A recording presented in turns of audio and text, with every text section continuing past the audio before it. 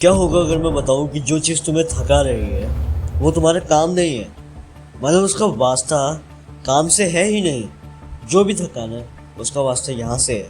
Dull feel हो रहा है, तुम अपना बेस्ट देना चाहो भी, तब भी जब एक्शन का टाइम आता है तुम इस थकान के गिरफ्त में आ जाते हो। और ये कोई मामूली थकान भी नहीं है जो तुम आज रात सो और कल सुबह ठीक।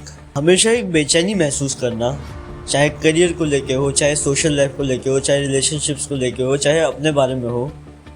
हमेशा महसूस करना कि समथिंग इज़ नॉट इनफ। हमें अपने प्लान को चेंज करना पड़ेगा। ये चीज़ काम नहीं कर रही है, मैंने कुछ टाइम ये कहा, मेरे को कुछ रिजल्ट नहीं मिले तो मैं इस चीज़ को करना छोड़ देता हूँ। हमेशा कोई ना कोई चीज़ हमसे कह रही है समथिंग इज़ नॉट इनफ। और एक बात जानते हो, ये लेजीनेस नहीं है, ये कोई डिसिप्लिन प्रॉब्लम नहीं है। ये है एक ऐसा एनवायरनमेंट, एक ऐसी फिजिकल स्टेट जो कि तुम्हें एंडलेस साइकिल ऑफ डाउट में रखती है, जो कि दिमाग में इतनी ज़्यादा धुंध, इतनी ज़्यादा फॉग भर देती है कि प्लानिंग, नेक्स्ट स्टेप्स तो छोड़ो, अभी के जो काम है, जो अभी की ज़िंदगी है, तुम उसमें सफ़र करने लगते हो। यही है एक स्ट्रेंज एक्सपीरियंस जो कि कई सारे लोग बयान नहीं कर पाते हैं, मगर ये साइलेंटली उनके एम्बिशन, उनकी प्रोडक्टिविटी और उनकी जो पोटेंशियल है उसको खा रहा है। ये स्टेट इंक्लूड करती है एक ऐसी बीमारी जो कि क्लिनिकली अप्रूव्ड नहीं है, इसका कोई डायग्नोसिस नहीं है कि ये किसी के अंदर मौजूद है नहीं, मगर किसी न किसी एक्सटेंट तक हम सब इस चीज़ को महसूस करते हैं और इसका डायरेक्ट असर तुम्हारी वेलबींग पे पड़ता है। और इसे ठीक ना किया जाना भी इतना ख़तरनाक होगा कि हम ज़िंदगी में जो एक्साइटमेंट है, जो हैप्पीनेस है, हम उसको लूज़ करने लगे हैं। इसीलिए इस प्रॉब्लम को समझना क्रूशियल हो जाता है, ताकि हम अपनी ज़िंदगी में एक्साइटमेंट, हैप्पीनेस और पर्पस को रिस्टोर कर सकें। लेकिन आखिर ये दिखती कैसी है? वर्ल्ड वॉर 1 1916, जहाँ पर ब्रिटेन ने अपने ही देश के सैनिकों को, लगभग 300 सैनिकों को खुद से एग्जीक्यूट करवा दिया कावर्डिस के इल्ज़ाम में। जहाँ पे एक फेमस केस हैरी फार का था, जहाँ पे उसको एक स्क्वाड पर फायर ना करने पे कावर्डिस के इल्ज़ाम में उसको एग्जीक्यूट करा दिया। अपने ही देश ने सजाए मौत दे दी। मगर आखिर हैरी फार और उन 300 सैनिकों ने ऐसा क्या फेस किया जो कि आज हम भी फेस कर रहे हैं? क्या वो फौजी सही में बुज़दिल थे? क्या तुम भी बुज़दिल हो? तुम भी कम डिसिप्लिन हो, इसलिए तुम काम नहीं कर पा रहे हो? जवाब है नहीं। सबसे पहले अपने दिमाग को समझो। दिमाग, जैसे कि मोटिवेशनल स्पीकर्स बताते हैं, कोई एंडलेस एनर्जी का सोर्स नहीं है। That is a biological circuit, और हर सर्किट का अपनी लिमिट होती है। जैसे 2 GB रैम वाला कोई सिस्टम 120 GB स्टोर नहीं कर सकता है, वैसे ही हमारा दिमाग भी एक बायोलॉजिकल सिस्टम होता है, एक बायोलॉजिकल सर्किट होता है, जो कि हमें भी लिमिटेड एनर्जी देता है, हमारी बॉडी से भी एनर्जी लेता है। और इसी एनर्जी के एक अनहेल्दी एक्सपेंडिचर को हैरी फार ने फेस किया और तुम फेस कर रहे हो। ये प्रॉब्लम एग्जैक्टली है क्या? देखो, हमें सबसे पहले अपनी बॉडी की सबसे टॉप प्रायोरिटी को समझना होगा। एक हायरार्की लिस्ट है हमारे दिमाग के लिए कि क्या क्या चीज़ें सबसे प्रायर हैं और क्या क्या चीज़ें ज़रूरी हैं मगर प्रायर नहीं है। सबसे पहले हम समझते हैं डिफेंस को। Defence is the most prior. यहाँ पे तीनों ही हमारे सर्वाइवल के लिए ज़रूरी है, मगर जो बॉटम की चीज़ है डिफेंस, ये सबसे इम्पॉर्टेंट है।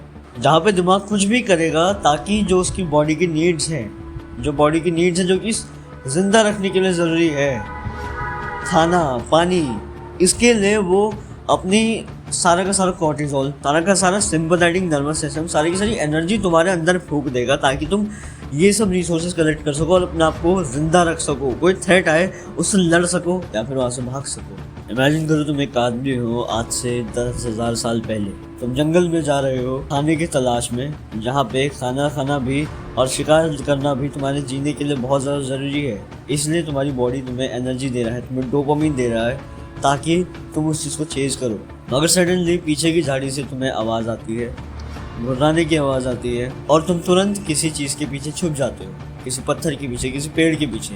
अब जहाँ बॉडी तुम्हें ज़िंदा रखने के लिए, थ्रेट से डील करने के लिए तुम्हें सिंपैथेटिक नर्वस सिस्टम के एक्टिवेशन में डाल देती है, जहाँ पे तुम्हारा जो स्ट्रेस रिस्पॉन्स, जो तुम्हारा एमिगडाला होता है, एमिगडाला ब्रेन का वो हिस्सा होता है जो कि लिम्बिक ब्रेन हमारे जानवर दिमाग से जुड़ा हुआ होता है, जो कि स्ट्रेस मिलने पे क्या रिस्पॉन्ड करना है उसको कंट्रोल करता है, उसको ट्रिगर कर देता है। और फिर वहाँ पे तुम्हारे पास ऑप्शंस होते हैं कि आखिर तुम कैसे इस स्ट्रेस से डील करो। वो तुम्हारे लॉजिकली कंट्रोल में नहीं होगा, वो तुम्हारे बायोलॉजिकली कंट्रोल में होगा। तुम या तो शेर से लड़ सकते हो या तो वहाँ से भाग सकते हो, लेकिन दोनों में ही दिक्कत है। शेर से लड़ोगे, शेर बहुत पावरफुल है, वो तुम्हें हरा देगा, तुम्हें खा जाएगा। वहाँ से भागोगे, शेर से तेज़ नहीं भाग पाओगे, शेर तुम्हारा पीछा करेगा। लेकिन एक और रिस्पॉन्स होता है जिसे हम कहते हैं फ्रीज, जहाँ पे एक जानवर, एक इंसान फ्रीज हो जाता है जब भी कोई ऐसी सिचुएशन आए जहाँ पे हमारा जो बॉडी है वो स्टिल पड़ जाए, लेकिन हमारा जो दिमाग है वो पैनिक कर रहा हो।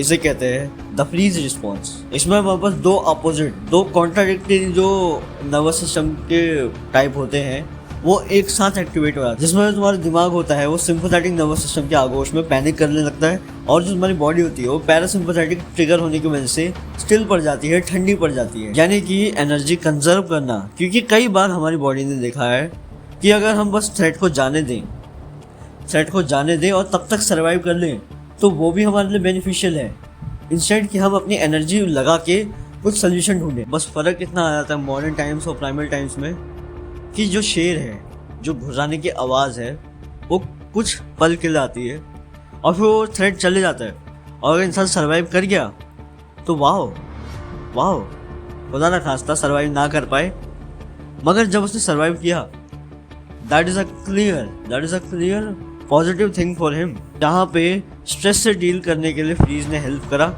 मगर जो हमारा जो कॉर्टिसोल हाई हुआ है, जो हमारा स्ट्रेस रिस्पॉन्स हुआ है, उसको रिकवर करने का भी टाइम मिलता है, जो बस ऑप्टिमल टाइम है। ये रॉबर्ट सपोल्स्की ने कहा कि जो जानवर होते हैं वो काफ़ी हद तक स्ट्रेस को भूल जाते हैं, हो उनके साथ कोई चीज़ बीती तो वो उसके जो स्ट्रेस है उसको 10 से 15 मिनट में उसके जो जितने भी हार्मोन्स है, स्ट्रेस हार्मोन्स है, उनको अपनी बॉडी से फ्लश आउट कर देते हैं। मगर जो इंसान है वो रीज़न कर सकता है, रेजोनेट कर सकता है, वो सोच सकता है, तो वो उस प्रॉब्लम के बारे में और ज़्यादा सोचता है और जो उसके स्ट्रेस हार्मोन्स हैं वो और ज़्यादा ट्रिगर होने लगते हैं। यानी कि जो शेर है वो कोई एक बड़ी दहाड़ नहीं है, वो कुछ चंद पल का कोई बहुत ज़्यादा स्ट्रेसफुल एक्टिविटी नहीं है, वो है कॉन्स्टेंट छोटी धाड़ें, कॉन्स्टेंट छोटे स्ट्रेस जो कि एक इंसान को कंसिस्टेंटली धीरे धीरे उसको ब्रेन फॉग दे रही है, धीरे धीरे उसको टेंशन में डाल रही है, उसके स्ट्रेस हार्मोन्स को लंबे समय तक हाई रख रही है। Notification, EMIs, family problems, social life में कोई प्रॉब्लम है, किसी ने कुछ कहा तुमसे, और हर चीज़ को अगर तुम माइंड कर रहे हो, you gonna be in stress. ये सब स्ट्रेस रिस्पॉन्सेज है। अगर जब स्टिमुलेशन इतनी ज़्यादा हो जाए, तुम सुबह उठ रहे हो, तुम अपने आप को नई चीज़ें फीड कर रहे हो, political debates, gender Wars, internet पे कौन किसको ट्रोल कर रहा है, कौन किसको हेट करता है, कौन गलत है कौन सही है, ये सब चीज़ें अगर तुम अपने आप को फीड कर रहे हो तो कंसिस्टेंटली तुम्हारे जो स्ट्रेस हार्मोन्स हैं वो हाई रहने वाले हैं। मगर स्ट्रेस हार्मोन्स हमें ज़िंदा रखने के लिए भी ज़रूरी होते हैं। ये सब हमारी बायोलॉजिकल वायरिंग है जो कि हमें पहले के टाइम से अभी तक हमें प्रोटेक्ट कर रही है। इसलिए जो हमारी डिफेंस प्रायोरिटीज़ हैं वो कभी नहीं जाने वाली है, वही चीज़ सब चीज़ें ट्रिगर करती है।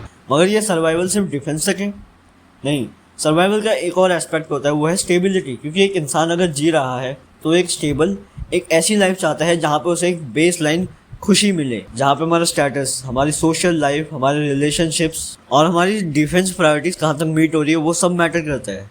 मॉडर्न टाइम्स में डिफेंस जहाँ पे हमारा अच्छे से फुलफिल होता है, हमें शिकार नहीं करना, हमारे पीछे शेर नहीं पड़ रहा है, इसलिए हमारे पास बेनिफिट होता है कि इंस्टेड हम जाके बिजनेस खड़ा करें।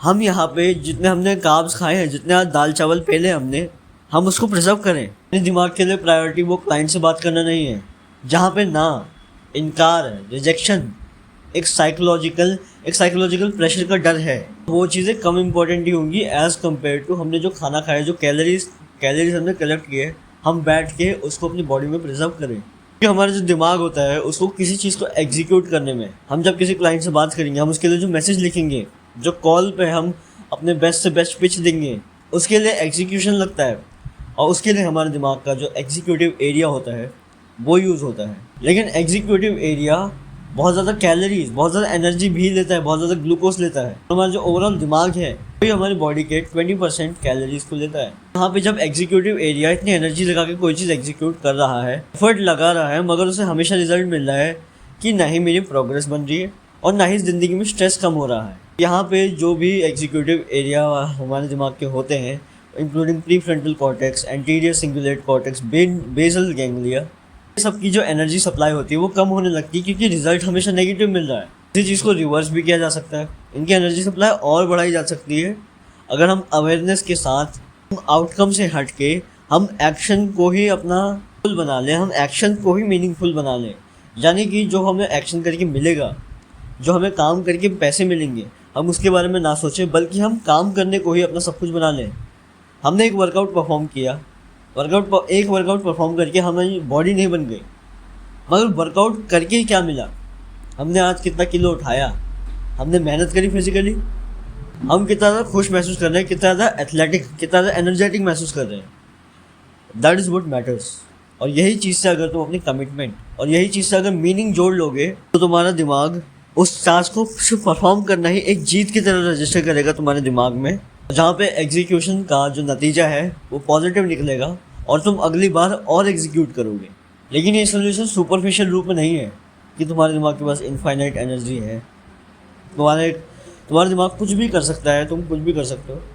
मगर जैसे कि मैंने बताया कि ये एक इन्वायरमेंटल प्रॉब्लम है जो कि हमें डाउट के साइकिल में डालती है, हमें ब्रेन फॉग देती है। तो जैसे इन्वायरमेंट ने प्रॉब्लम को शेप किया, वैसे हमें इन्वायरमेंट को चेंज करके इस चीज़ को सॉल्व करना होगा, ताकि हम उस चीज़ को सीख पाएँ।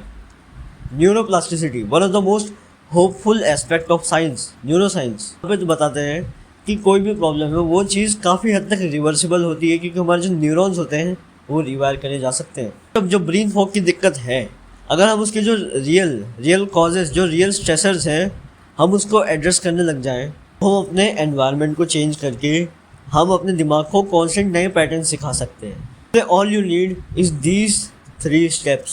स्टेप 1 है एक structured life, commitment to boring routines. देखो, जैसे कि ब्रेन फॉग का एक बहुत बड़ा एक पार्ट है, स्ट्रेस रिस्पॉन्स का एक बहुत बड़ा पार्ट है कि तू अभी जहाँ है, हमारा दिमाग हमसे बोलता है कि तू जहाँ है वो सही नहीं है, वो जगह सही नहीं है, कुछ और चाहिए, हमें कुछ और चाहिए, कुछ बेहतर चाहिए।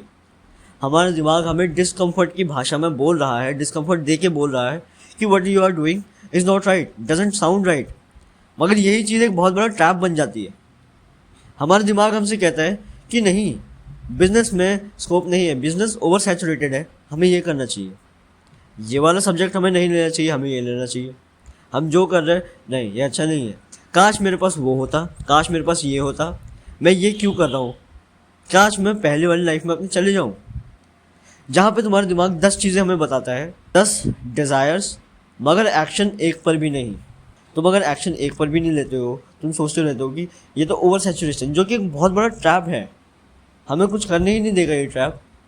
अगर हम यही सोचते रहे कि ये चीज़ में ओवर सैचुरेशन है, हम ये चीज़ नहीं कर सकते, ये इंसान मेरा रिप्लाई नहीं करेगा, तो एफर्ट लगाना वेस्ट है। ऐसे में हम किसी भी मेथड को, किसी भी मनी मेकिंग मेथड को, किसी भी लाइफ चेंजिंग मेथड को, या फिर कोई भी करियर हमारा है, हम उसको अगर करने की कोशिश भी करें, हम ज़्यादा देर तक नहीं सस्टेन कर पाएंगे, क्योंकि एक हफ्ते बाद हमारा दिमाग फिर बोलेगा कि ये तो काम ही नहीं कर रहा, हम कुछ और ट्राई करते हैं। हम उस चीज़ को उतना इनफ टाइम ही नहीं दे पाएंगे कि वो कुछ रिजल्ट्स दिखाए हमें, हम उसको इतने एफर्ट्स ही नहीं दे पाएंगे कि वो रिजल्ट्स हमें वापस से ला के दे। इसीलिए इसका सोल्यूशन है कमिटमेंट लो और लॉन्ग बोरिंग रूटीन्स को करते रहो। एटलीस्ट एक बोलो कि मैं 2 हफ्ता 3 हफ्ता मैं इस चीज़ को करके देखूंगा बस। यहाँ से हम स्ट्रेटेजाइज भी कर सकते हैं। कमिट अगर हम करेंगे, हम कह देंगे कि कमिट अगर हम करेंगे, और अगर हमने किसी ऐसी चीज़ पर कमिट किया जो कि एक्चुअल में सही नहीं हुई, एक्चुअल में फ़ायदा हमें ना दे, तो तब भी हमारा वेस्ट ऑफ टाइम है। मगर ये कैसे डिटरमाइन होगा कि क्या फ़ायदा देगा, क्या नहीं होगा? ये नहीं कि हम हर समय बैठ के प्लान करते रहें।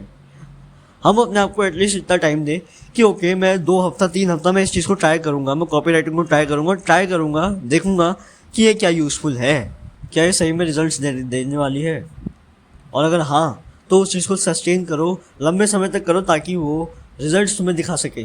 अपने बोरिंग रूटीन्स को रिपीट करो, जहाँ पे हमारा दिमाग हर समय सोचने लगे कि अब अगला मूव क्या होना चाहिए। जहाँ पे हम अगर कहीं जा रहे हैं, हम हमेशा डर में ना रहें कि अब मुझे क्या करना है, अब मुझे क्या करना है। तुम्हारी प्रायोरिटीज़ क्लियर होनी चाहिए कि मुझे दिन में ये काम करना ज़रूरी है, महीने में मुझे ये अचीव करना है, और ये चीज़ें मेरी डेली हैबिट्स हैं जिनको मैं कभी नेगोशिएट नहीं कर सकता हूँ। हो सकता है कि कंटेंट बनाना तुम्हारी प्रायोरिटी हो एज अ वर्क, महीने में तुम चाहते हो कि तुम एक अच्छी ऑडियंस बिल्ड कर पाओ, और एक्सरसाइज करना, वॉक पे जाना, अच्छी डाइट लेना, ये एक नॉन नेगोशिएबल एक नॉन नेगोशिएबल हैबिट है, जो कि एक रूटीन बन चुका है और जो कि रिपीट हो रहा है। स्टेप 2 है स्लीप और एक्सरसाइज।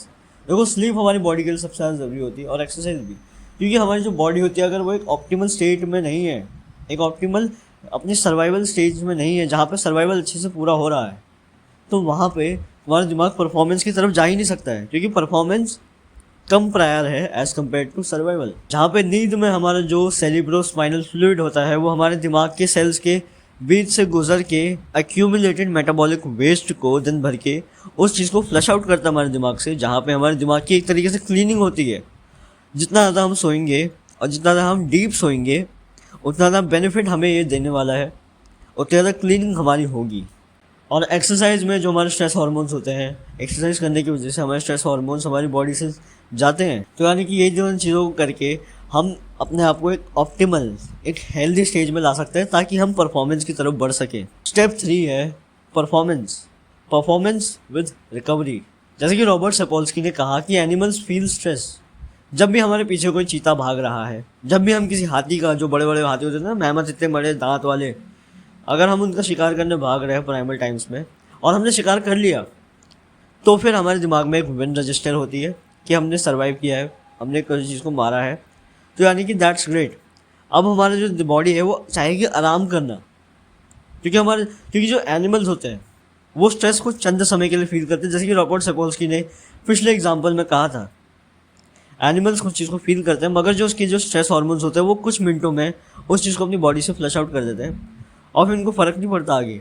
मगर एक इंसान जहाँ पे उसको कांस्टेंट स्ट्रेस मिल रहा है स्टिमुलेशन की वजह से, 8 घंटे का स्क्रीन टाइम, 5 घंटे की नींद, स्ट्रेस रिस्पॉन्स, कॉर्टिजोल बहुत ज़्यादा हाई है, मगर रिकवर करने के लिए ना ही इनफ स्लीप है, ना ही इनफ न्यूट्रिएंट्स, ना ही इनफ टाइम, ना ही इनफ ऐसा टाइम जहाँ पे तुम्हारे पास स्ट्रेस ना हो, क्योंकि स्ट्रेस हर वक्त है, ओवर थिंकिंग हर वक्त है। इसीलिए इस चीज़ को फिक्स करने के लिए हमें पर्पसफुली हमें स्ट्रेस अपने बॉडी में लगाना होगा, हमें स्ट्रेसफुल एक्टिविटीज़ करनी होंगी, चैलेंजेस लेने होंगे, accompanied by time of recovery.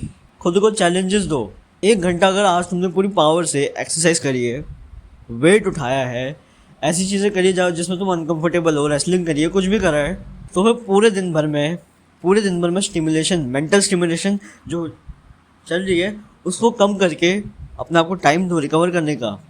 Meditation, जहाँ पे तुम्हारा स्ट्रेस हार्मोन्स कम होते हैं, स्लीप और समय बिताना, चिल करना, रिलैक्स करना, कहीं वॉक पे चले जाना, कोई ऐसा एक्टिविटी करना जिसको तुम एंजॉय करो, जो कि हमारी लाइफ को एक स्ट्रक्चर्ड रूटीन देगी, जहाँ पे हम परफॉर्म भी करेंगे, रिकवर भी करेंगे और अपने आप को एक पीक परफॉर्मेंस की तरफ धकेलेंगे। मगर ये कैसे होगा? एनवायरनमेंट को फिक्स करके, अपने ऊपर कंट्रोल लाके।